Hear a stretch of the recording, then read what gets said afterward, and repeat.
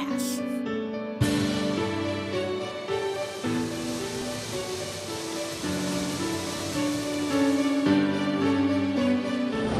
Let me tell you, everybody has their baggage and everybody has their demon. So you might as well deal with your own demon and everything will work out fine. If you're not in control of your emotions will be in control of you.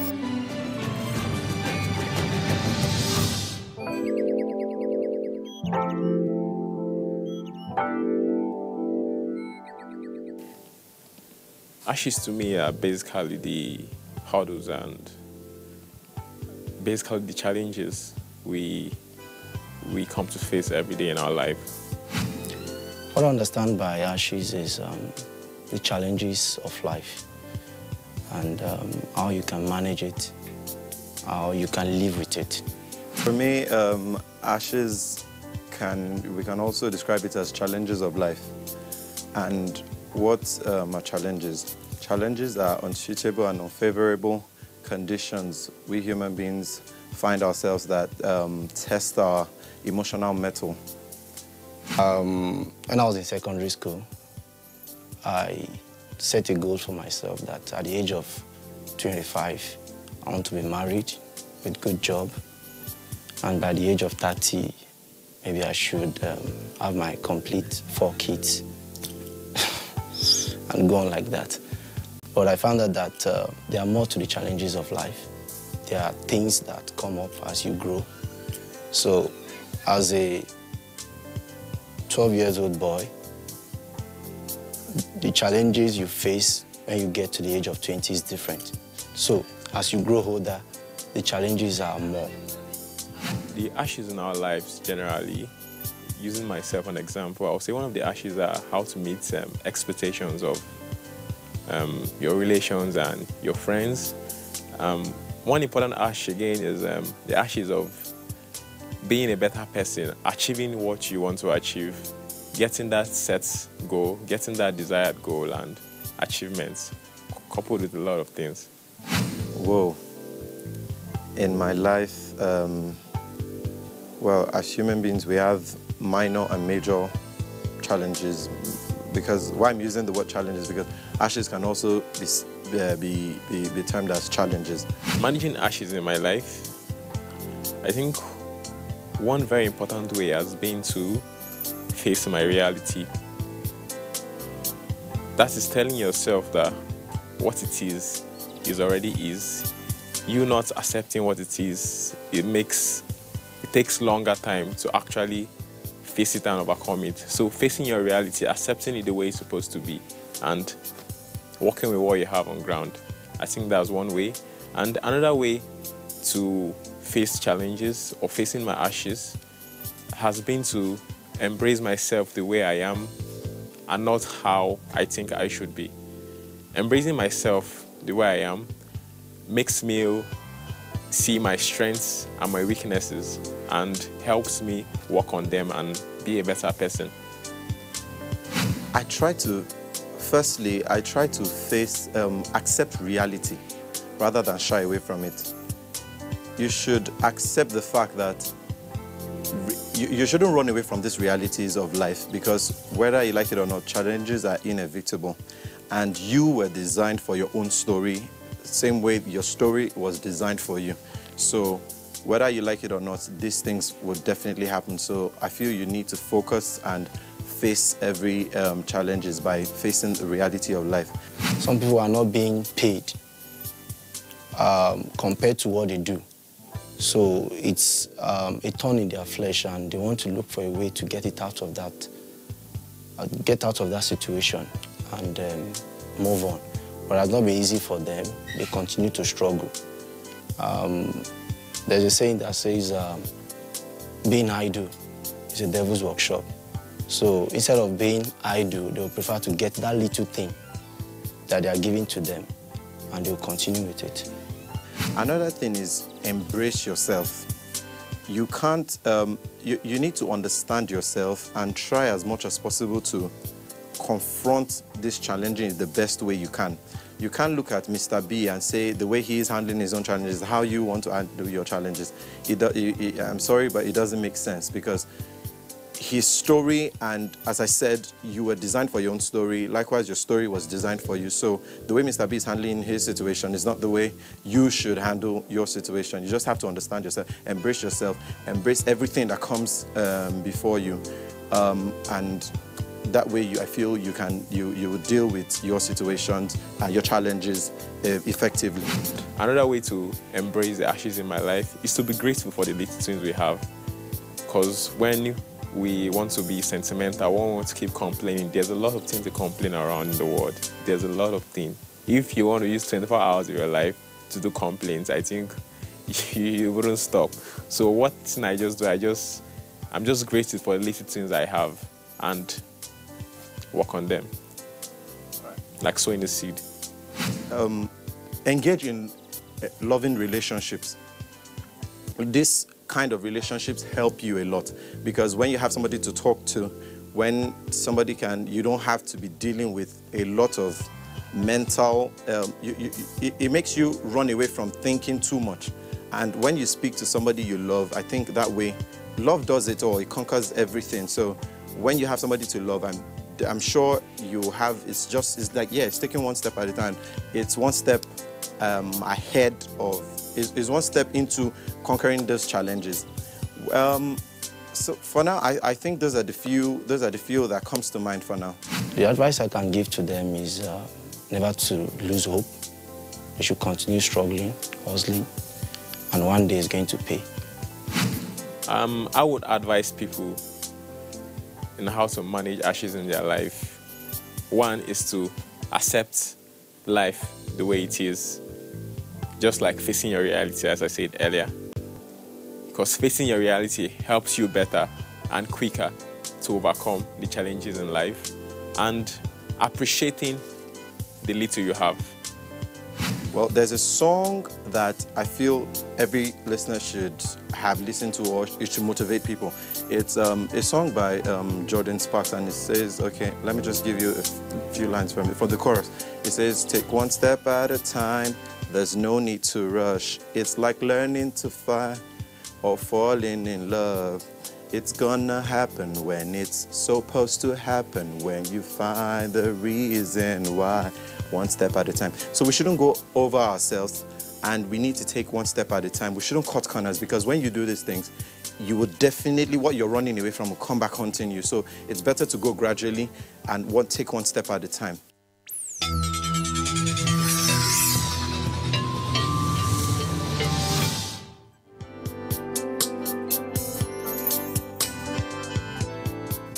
Hello, thank you once again for tuning in to Omenasa on Emotions, or Emotions with Omenasa. Yes. Thank you so much for tuning in. And this is pretty much a show where I advise you and I encourage you to be in control of your emotions, because if you don't do that, your emotions will be in control of you.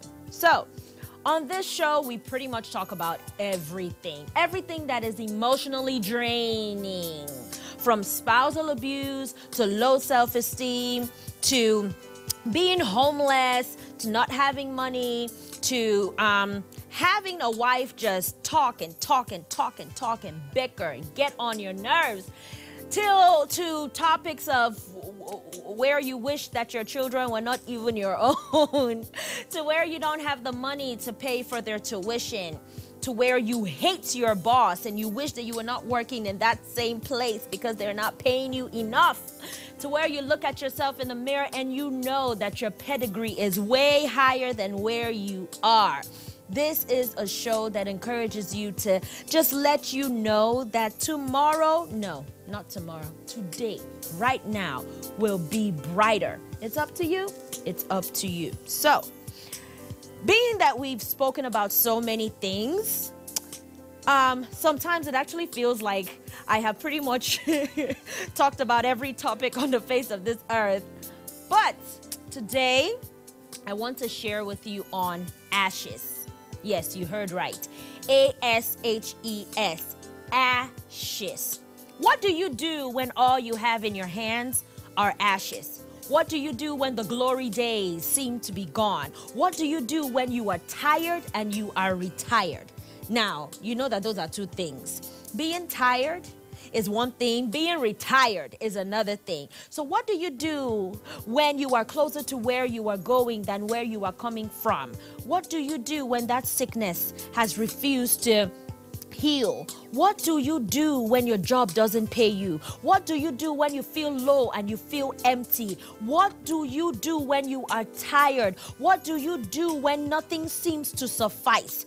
What do you do when the money doesn't stretch? What do you do when you are homeless? What do you do when all you've done is serve God and nothing seems, and he just seems to be deaf? What do you do when you've tried for years and years to have children like my husband and I have done? What do you do when you are 40 years old and you are still not married? What do you do when you've spent years in high school and you can't get admission into the university? What do you do when you've lost both of your parents? What do you do when you've lost one parent like I have and now you have to give hope to the other parent? What do you do? What do you do when you're living under a bridge? What do you do when you are the first child? You are probably 18 years old, but everybody looks up to you.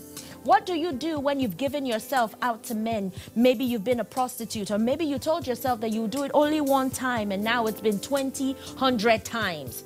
What do you do when you have let down your guard? What do you do when you've been slapped in the face? What do you do when you offend somebody else and they no longer let you into their life? What do you do when all you have in your hands are ashes? Here is what you do. The word is ashes. What do you do with your ashes? The letter A. You assemble. You gather. To assemble means to put together. So now all you have in your hands is absolutely nothing. Maybe you're in the market and all you do is tie gilly. Maybe all you do is to send out applications for jobs. Maybe that's all you do. It seems like it's not enough, but I'm telling you, assemble everything that you have. So the letter A in the word ashes. Assemble every little thing that you have. Assemble your ideas. Put it together. Assemble your contacts. When I first moved to Nigeria, what saved me was my contacts. I remember going to my dad and I was like, oh, Dad, please help me. Because, I mean, like my dad being a retired bishop now, the guy knows everybody. I mean, from presidents to legidents, to everything, to everyone, he knows. And so I thought, okay, when I come to Nigeria, you know, everything will be so easy for me. All I need to do is just bing, bing, bing, just call my dad and he will give me everyone's contact. My father just looked at me and said, you would have to figure out your own race by yourself and get your contacts by yourself. Let's just say that today my father calls me for contacts. But the point is, in your process of assembling, in your process of gathering, in your process of putting together, in your process of you know, just trying to accumulate all that remains, you will get more contacts. And those contacts will be your saving grace. So, first point, you assemble. You may feel that you don't have anything left. Check your phone. There is somebody there who once believed in your dream. There is somebody there who still believes in your dream, but she probably hasn't heard from you. There is somebody there who is a principal. There is somebody on your phone who is a producer to some show. There is somebody who can get you a job on a radio station. There is somebody who can teach you how to write a resume. There is somebody who can help you give out your CV. There is somebody who can pray with you. There is somebody on your phone. So, the first point, when all you have are ashes, which is nothing or seems like nothing, is to assemble. And then, after you assemble, you sculpt. That's the letter S. You sculpt. To sculpt means to structure. To sculpt means to put together. So now you've gotten your contacts. Now you've assembled. Now, let me reiterate what ashes really means, okay? An ash is like that black grayish thing that comes out after a burning, okay? So you've been burned in your life. You've been scarred. You've been beaten. You've been thrown out, okay? There was a period in my life that everything was simultaneously going wrong. Everything was going wrong. There was even a time in my life where I was actually threatened to be thrown out of a moving car by some guy that I was dating. So the ashes pretty much means what is left. You know that feeling that you feel like after someone has shamed you? That feeling, use it for something. Use it for something. Use that feeling. You know that feeling of when they picked somebody else and they didn't pick you? Use that feeling. That feeling. Don't waste that feeling at all. I'll be right back.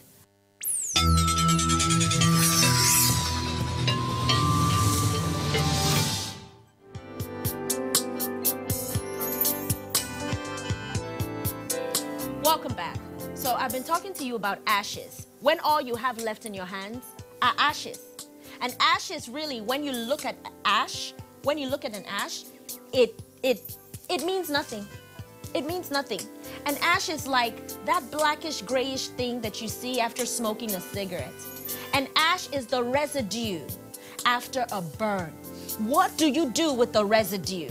And I like that word residue because residue means fragments. Residue means that it's not enough, but it's something.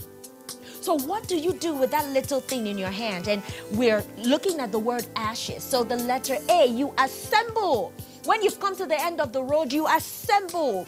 You gather yourself. You come to yourself. You say, okay, everything has been lost. Daddy has died. Mommy has died. I've lost my job. My wife has gone crazy. I'm going through a divorce. One of I can't pay my children's fees. I'm 50 years old. I'm no longer 20. I've been working in the same dead-end job for 30 years. No promotion.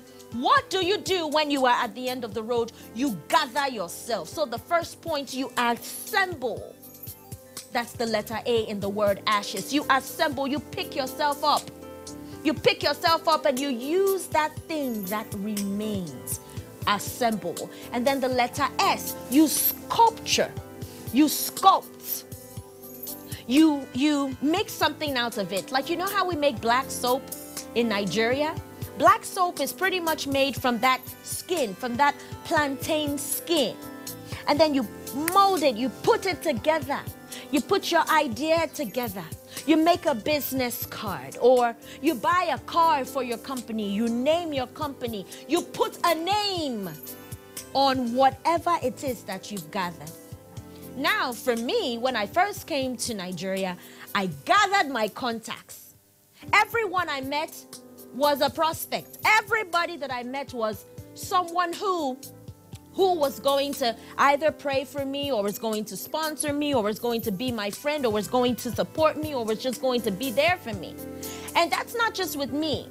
Every single person that you meet in your life, they will take you to your next level. And there is such an African mentality that I don't like. We use people financially. In this country, most of what we do is to pretty much see someone as a money magnet. No. See somebody as an asset. That person could be on their knees for you, could be fasting for you, could be praying for you, could be rooting for you, could be, oh, I encourage you.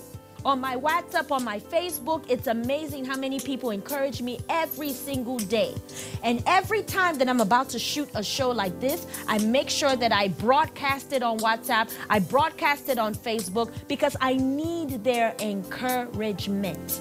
So in your season of sculpting, make sure that you're taking inventory of the people who are there to help you put things together. Because now you have assimilated, now you have assembled. So now you are sculpting. Now you're putting a structure to your company. You're now putting a structure to something. For me, I've been preaching, I've been singing, I've been giving, but my professional job, where I make my money from, is as a home health aide, which is an area of nursing. I'm not comfortable with just being a home health aide, so I'm still taking trainings so I can be a resident nurse, and hopefully I could be an NP, and then who knows, a doctor. You have to keep building. And then the letter H in the word ashes. You harness. What does it mean to harness? You take care of. Because there will be a lot of harshness. You will receive a lot of criticism. You would go through so much. You see, because remember that you're coming from a place of being burned. And when you are burned, you're isolated.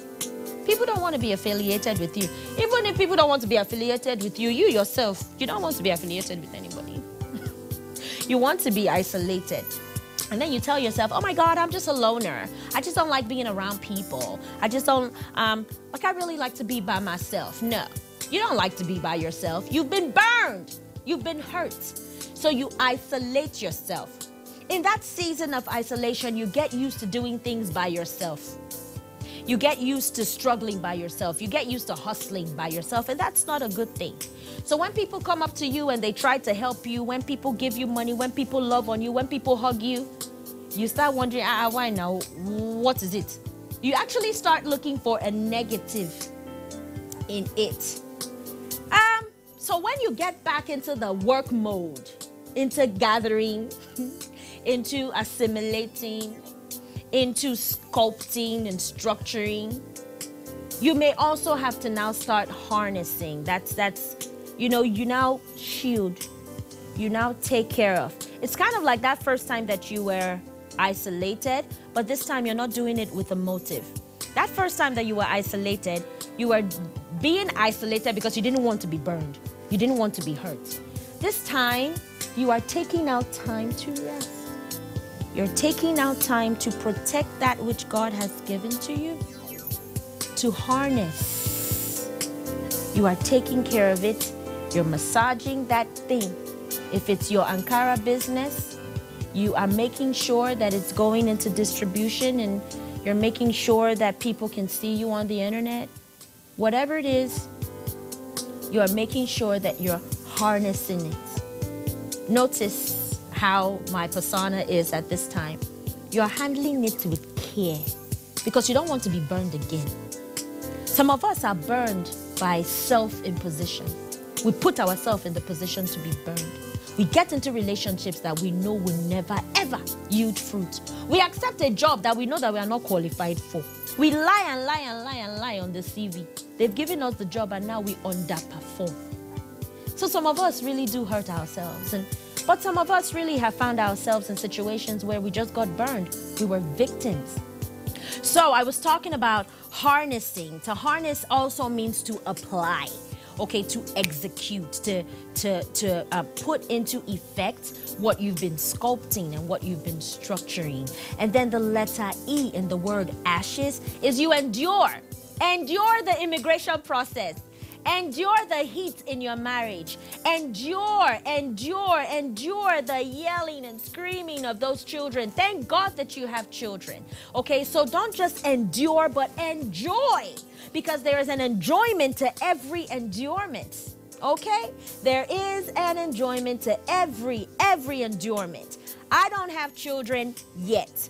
But if I had children, they will probably be with me in the studio. I probably wouldn't even be able to shoot this show because I'll be breastfeeding one here and I'll be carrying one here. You understand? There is a benefit to every denial that you have. And lastly, the letter S. Sprint.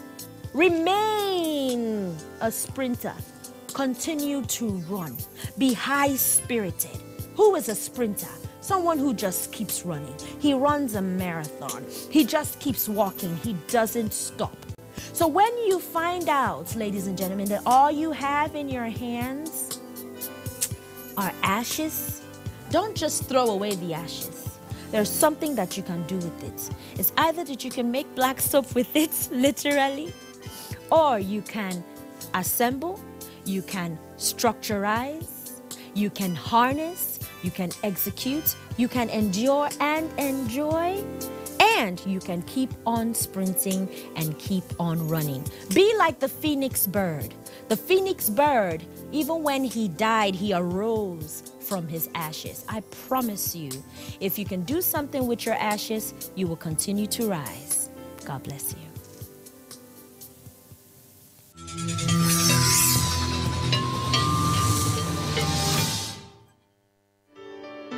You will have to jump off a cliff, just knowing that you will not crash.